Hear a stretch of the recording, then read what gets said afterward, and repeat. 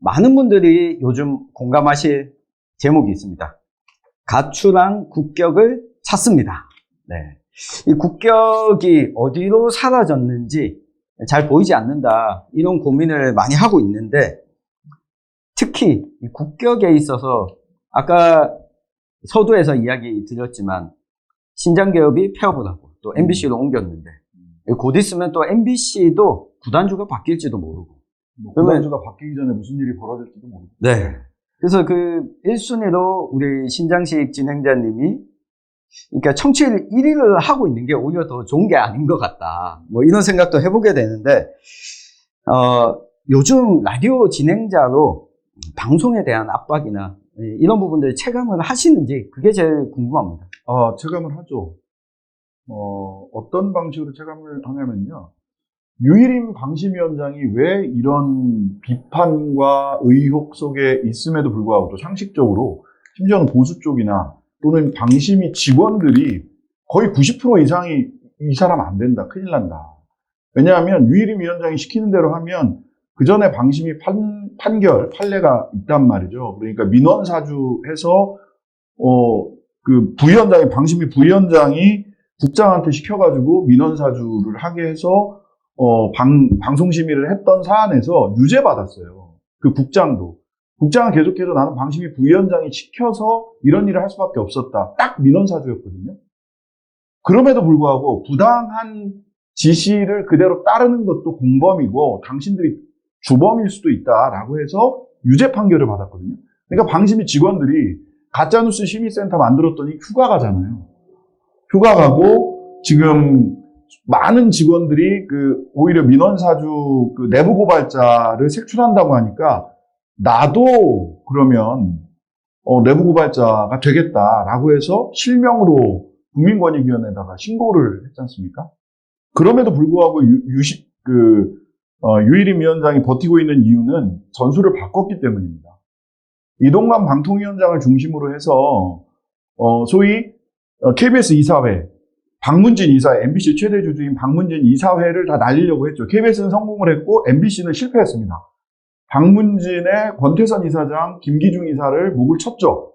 그런데 법원에서 다시 목이 붙어서 살아 돌아왔거든요. 그러면서 MBC는 구단주가 아직까지 있는 거예요. 그러니까 저쪽에서 어떻게 작전을 하고 있는 것으로 저는 추정을 하냐면 민원이 들어가고요. 민원을 가지고 긴급심의를 합니다.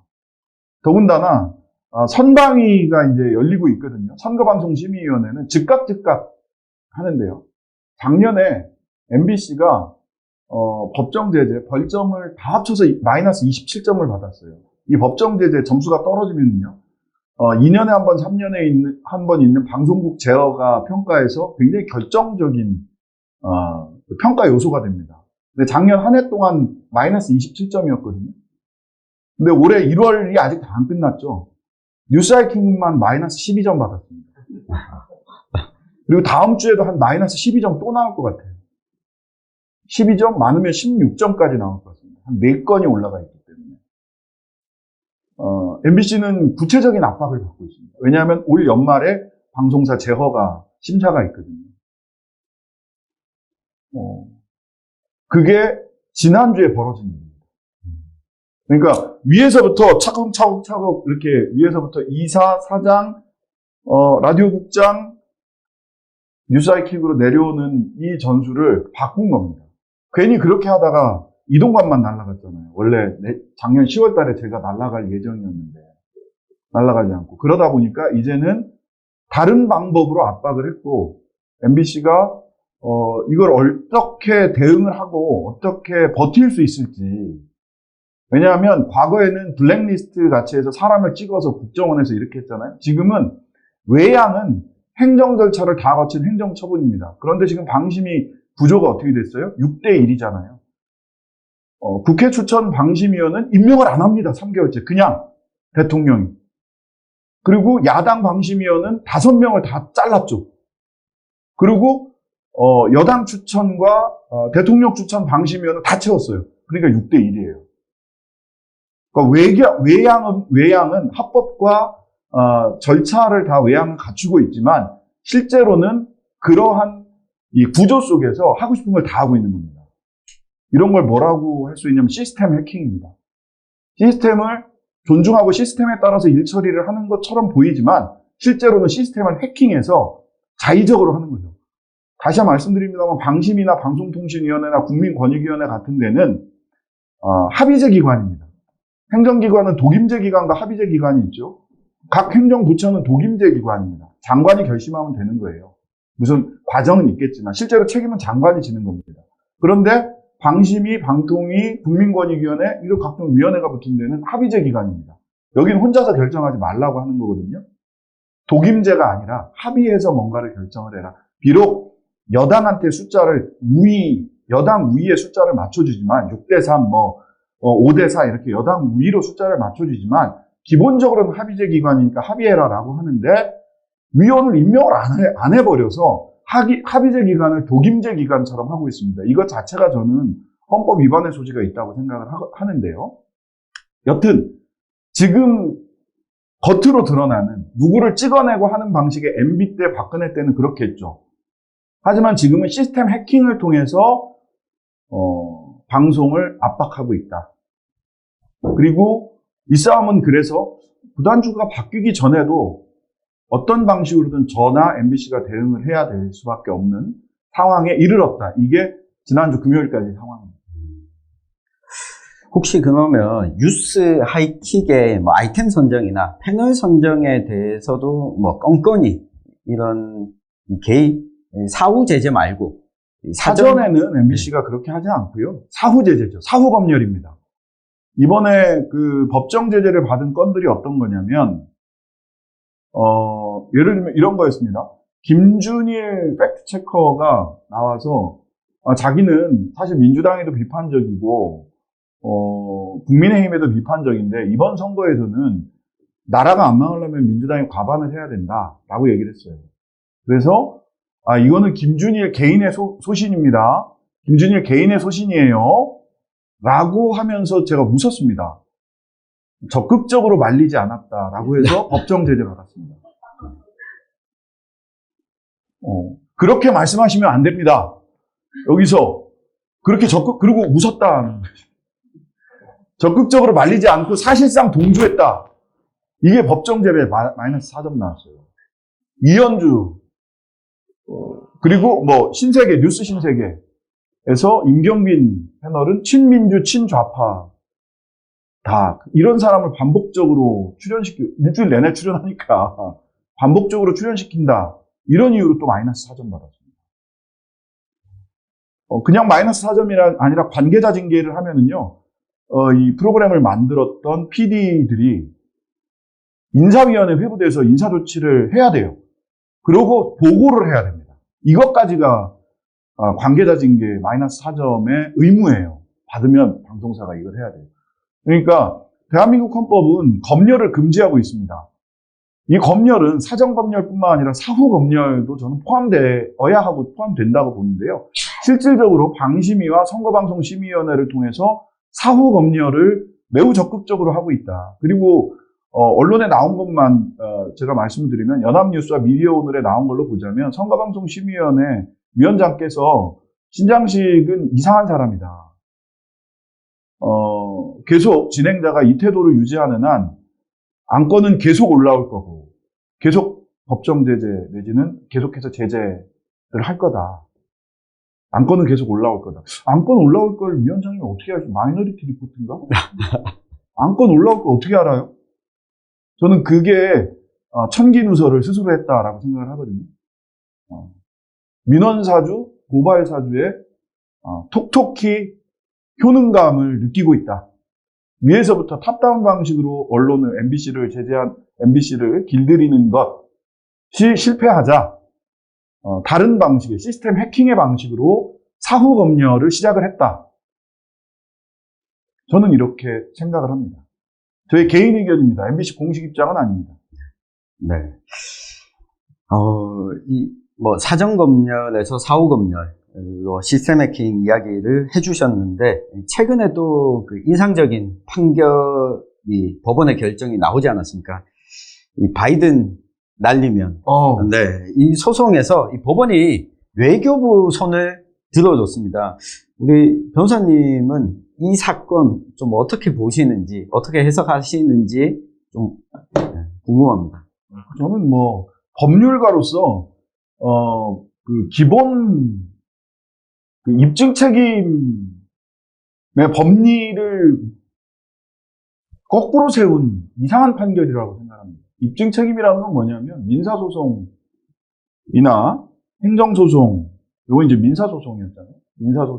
행정소송이죠. 민사소송이든 행정소송이든 간에 입증 책임은 원고에게 있습니다. 소를 제기한 사람, 돈 줘! 라고 내가, 야, 돈 1,000만 원 줘! 라고 했으면 저 사람이 나한테 1,000만 원을 줘야 될 의무가 있다라는 점을 입증해야 되는 사람은 원고입니다.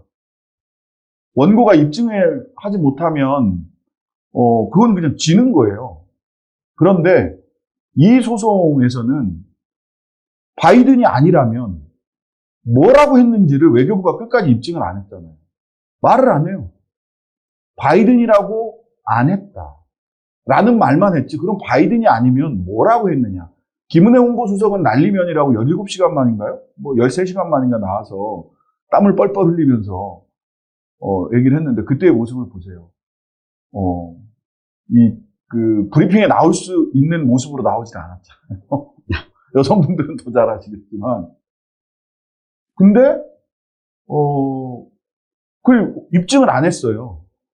입증을 안 했고 판사가 아니 근데 전후좌우상 대통령이 아니라고 하면 바이든이라고 얘기했다는 거를 MBC가 입증을 해야지라고 얘기하는 순간 그런 거를 입증을 하라고 법원에서 한번 중간에 성명을 했거든요. 중간 성명이라고 해서 성명을 했거든요. 너 대답해봐.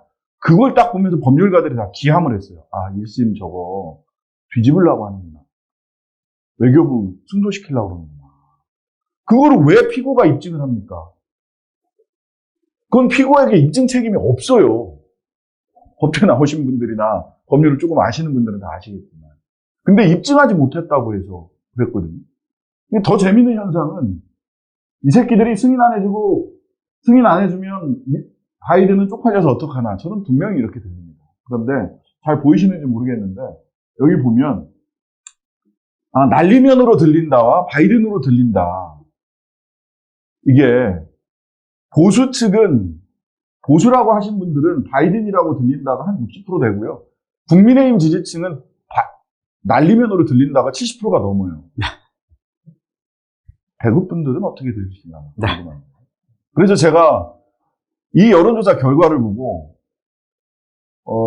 의사분들, 특히 이비인후과 의사분들에게 심리학과 교수들과 함께 협업을 해서 논문을 하나 꼭 발표해 주셨으면 좋겠다. 정치적 신념이 청각에 미치는 영향. 최근에 강성희 의원 건을 보고 나서는 하나를 더 해야 되겠다. 안과 의사까지 하셔서 시청각에 미치는 영향. 신체 위해를 5초간 신체 위해를 가할 수 있는 방법은 무엇인가? 악수하는 5초간. 뭐 이런 논문이 필요한 시점이 아닌가 싶거든요. 그 판결은 정상적이라면 저는 2심에서 반드시 뒤집혀야 된다고 생각합니다. 근데 문제는 시간이 걸리잖아요. 항상 시간은 강자의 편이에요. 약자들은 시간이 흘러가면서 점점 고통이 심화되거든요. 그리고 먹고 살아야 되고 뭔가 일을 안 하면 먹고 살 길이 없어요. 이 시간이 흘러가는 동안 방심위에서는 바이든 날리면 이 보도를 한 모든 언론을 다 또 제재하겠다고 나서고 있습니다. MBC뿐만 아니라 이제는 1심 판결 봐라! 그러니까 니네 다 제재. 유일임 위원장이 자리를 지키고 있는 이유가 있다. 아니 사실은 민망해서라도 그 자리 못 지키고 있겠다. 처음엔 이 양반 도망 다녔잖아요, 사실. 근데 지금은 아니더라고. 오다가 있었다. 개인 유일임이 그렇게 버틸 수 없다라고 저는 감히 생각합니다. 이게 대한민국 국격을 보여준 사건 중에 하나고 언론이 무슨 짓을 하느냐 저러고 있다라고 봅니다.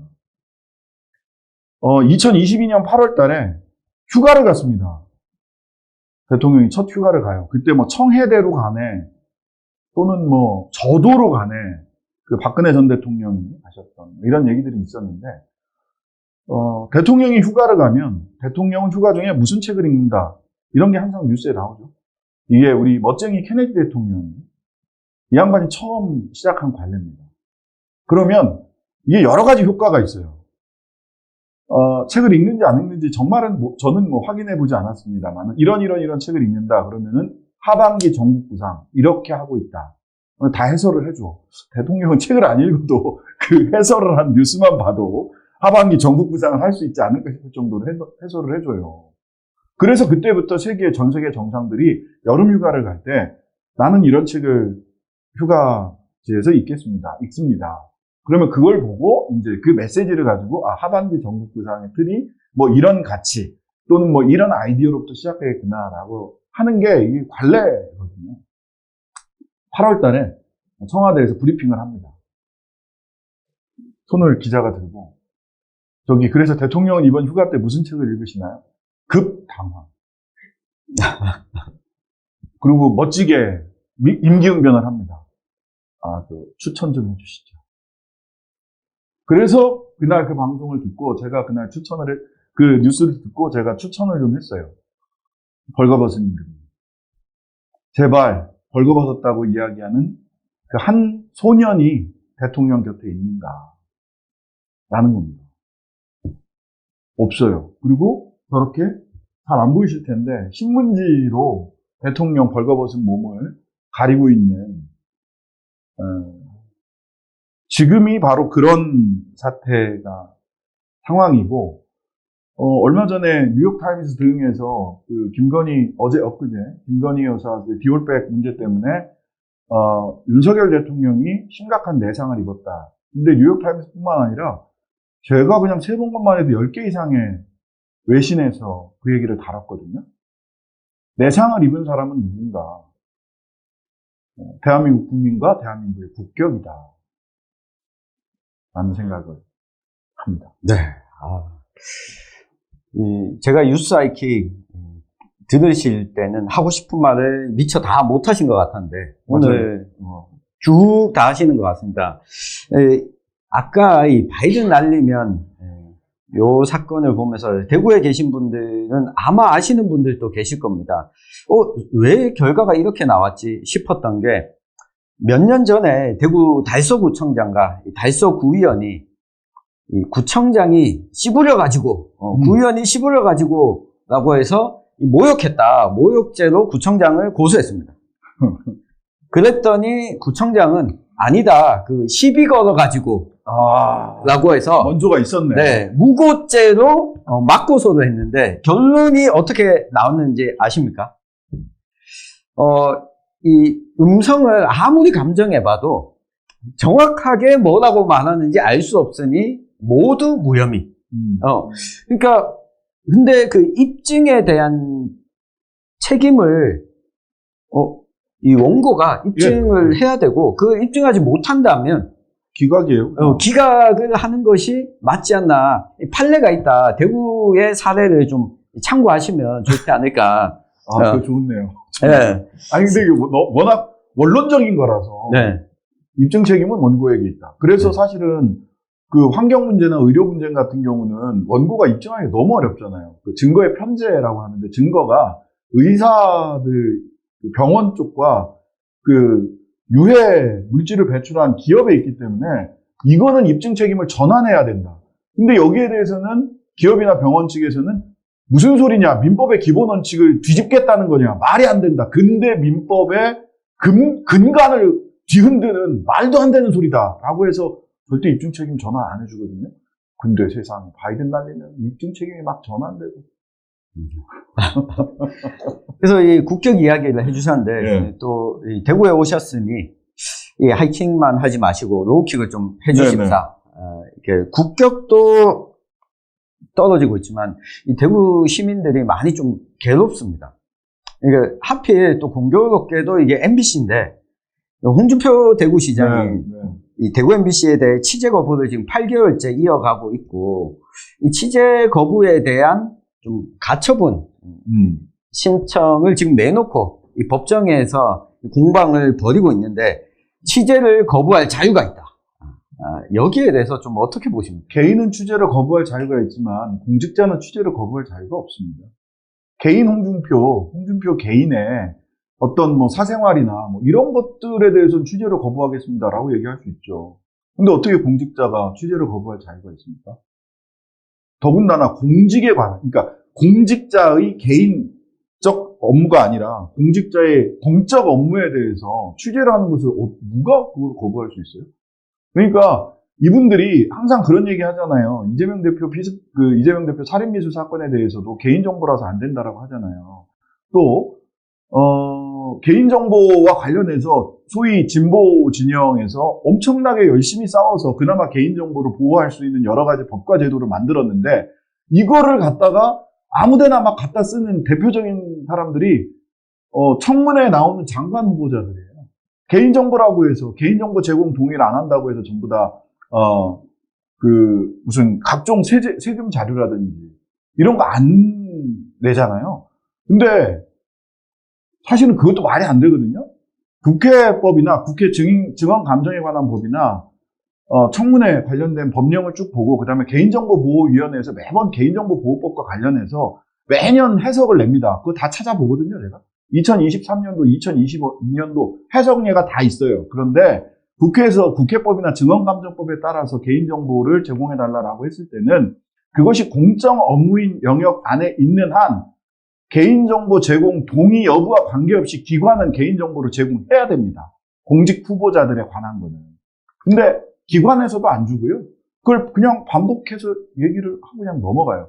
홍준표 대표가 개인정보와 개인의 인권을 얼마나 소중하게 여기는지는 잘 모르겠습니다. 하지만 확실하게 분명히 퀴어와 소위 일반의 인격과 개인에 대한 인권의 무게를 달리 보고 있는 것은 분명해 보이는데 공적인 업무를 개인의 권리 뒤에 숨는 거 매우 비겁하죠. 다만 이것이 재판까지 가야 될 문제인가?